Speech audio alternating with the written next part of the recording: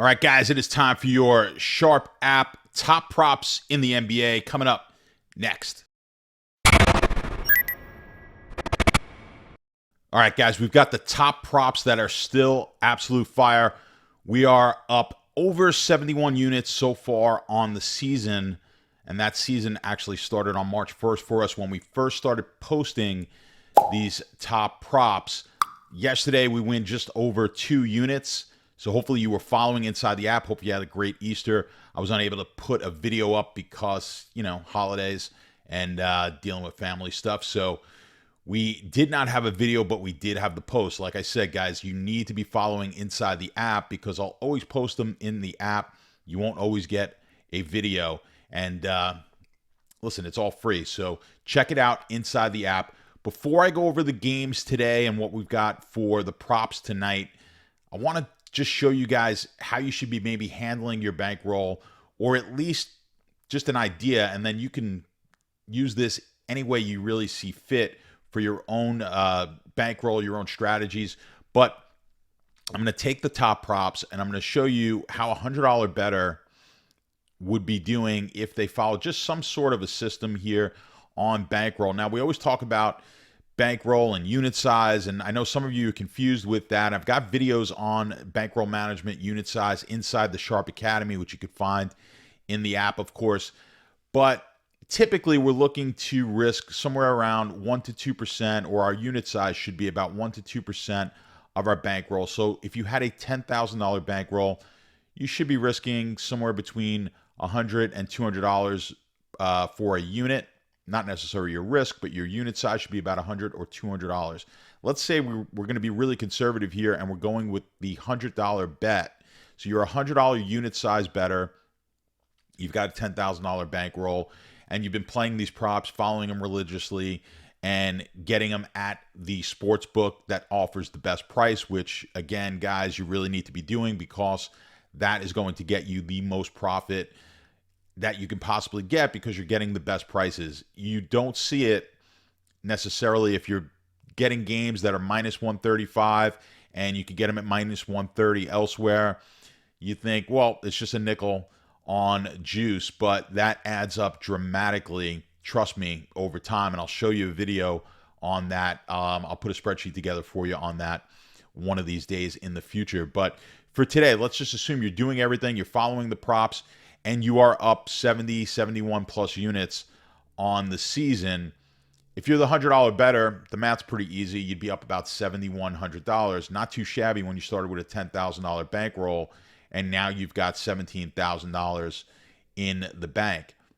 But a lot of people ask me, well, how do you manage? How can I grow my bankroll? There's several ways. There's something called the Kelly criterion, who, again, maybe I'll do a whole video on the Kelly. It's a little bit more difficult, but not terribly difficult. But one real simple way that you can manage your bankroll, I'm going to bring up a spreadsheet, and these are the actual numbers here of what we've done so far with the top props. So I missed March 1st here on the spreadsheet, but it was a point. We won 0.6 units net on the day that day. But starting on the 2nd, let's just say that's when you jumped in here and you're the $100 better, right? This is it. I'm just running a tally on your P&L each and every day. Now, let's say we have a system in place where when we get to plus 20%, we're 20% on the plus, so that would make us up $2,000 on that $10,000 bankroll. We're now going to increase our unit size accordingly. So we go from $100 better to $120 better because we're going to go now and risk 1% of 12,000. So let's just see how we would do. I'm just going to scroll down, and you can see the P&L. We started off, kind of slowly, and then the P&L just starts to grow really quickly. And then after the games on March 9th, right, we hit that 2,000 mark. We were up $2,044 after March 9th. And our bankroll, of course, is $12,044. We now increase our unit size to $120. Okay? Not going crazy here. It's a $20 more bet, but we've got now $12,000 in our bank. And we do the same thing. We say, okay, next time I hit that $14,000 mark, I'm going to increase my unit size.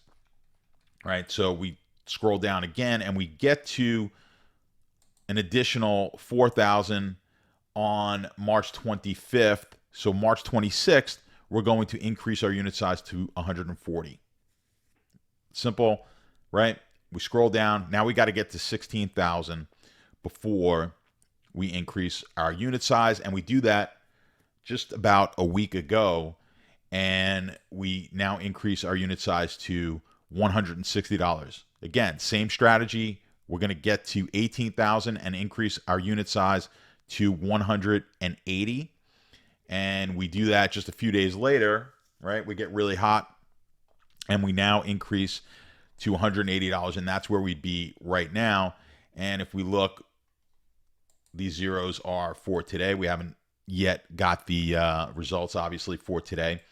So as of yesterday, we'd be up about $9,000, which is about $2,000 more than you would be if you were sticking to that unit size. Now, the one thing, obviously, this is going really well. Not all your bets are going to go well. Let's say we started with that $10,000. Well, let's say we've just been doing well, and we're in the middle of it right now, $180. If we dip this back down, let's say we just have an awful day for the next few days, and we get back down to 16,000. Well, then we're going to go back to that $160 unit size. So this is just a good way to keep yourself managing your bankroll properly, keeping you disciplined is the word I'm looking for, right? So you want to be disciplined with this, with your bankroll. So just a little bit of a lesson here before we get to the top props on exactly how you could manage your bankroll. You could do a variation of this, of course. You could do it every $1,000, every $5,000, however conservative or aggressive you want to be. But just remember, as you're losing, you want to decrease that unit size in the same way that you're increasing it on the plus side, right? So that's going to keep, we want to have bankroll. The bankroll management is there to conserve your bankroll and to make sure it lasts, make sure that you're in the game for the long haul. I tell this story all the time. I had a professor in college who asked us, it was a business class, and asked, what is the number one goal of every business? And everyone's answer was to make a profit. That's not really the number one goal. The number one goal of a business is to stay in business.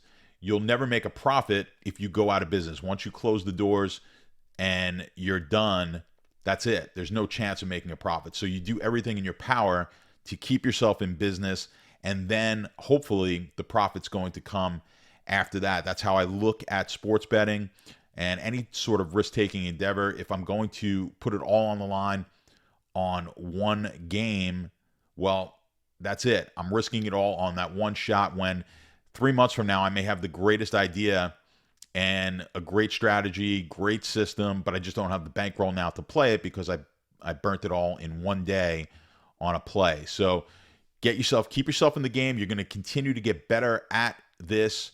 Of course, following us here at the Sharp app, we hope is going to give you guys a little bit of knowledge, and it's going to make your sports betting a little bit better, hopefully a lot better, and help you become profitable. But when you blow out your account really quickly, you'll never be able to see the fruits of your labor. So just a little advice here before we get into the top props. And now let's get into what we've got for tonight. All right, the first one we're going to go with is Andrew Wiggins rebounds. The number is 5.5. We like the under, -128 over on Fanduel, projecting 4.08 rebounds in this game. So Fanduel giving us the best price as I record this at -128. There's a 21.1% edge on that bet. Now, if we look at Wiggins on the season, 4.5 rebounds was his average. He did have 9 rebounds in the last game against Denver. I don't think we see a repeat performance here in this game. Denver is the number one team rebounding, giving up the fewest amount of rebounds to their opponents. So I do like Denver to hold Wiggins underneath that 5.5 number. He's 4.4 for his career, pretty consistent. I like this bet quite a bit. So this is going to be our first one that we're going to give out here today. Wiggins under the 5.5, minus 128 over on Fanduel. And I got one more for you. All right, on the second one, we're going to go with Philly, Joel Embiid. We're going to take the rebounds as well on this one. 13.5 is the number to beat. We're going to go under on that. What's our projection here? Looking 11.4 is our projection. FanDuel showing the best line right now. Again, minus 112. We've got a 21.3% edge.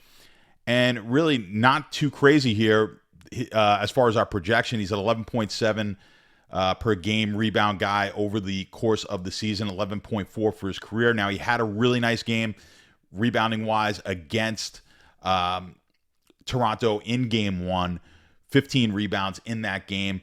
The number's all the way up to 13.5. I mean, I really like this one as well as an underplay. Just historically, he's going to hit this under far more than he's going to hit the over in this game. So those are the two I like. Of course, I've got 9 other ones. We've got a lot of unders, and you guys know our bread is buttered with the under bets. So we like that. We've got a lot of unders on the night here tonight. So you're going to want to go inside the app, check the rest of the plays out. Hopefully we can continue this hot run.